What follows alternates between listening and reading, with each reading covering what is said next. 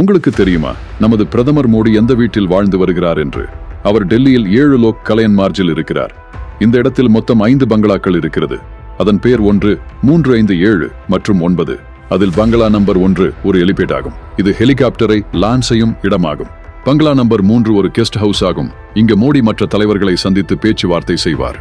பங்களா நம்பர் 5 ஒரு வீடு ஆகும். இங்குதான் நமது பிரதமர் மோடி வாழ்ந்து வருகிறார். பங்களா நம்பர் 7 பிரதமர் மோடியின் ஆபீஸ் ஆகும்.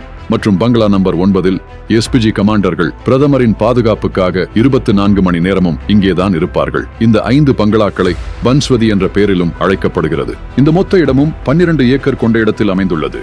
இங்கு பல பாதுகாப்பு வசதிகளும் இருக்கின்றன. அவசர காலத்தில் பிரதமர் மோடியின் பாதுகாப்பிற்காக ஒரு அதிநவீன பங்கரும் இங்கு உள்ளது.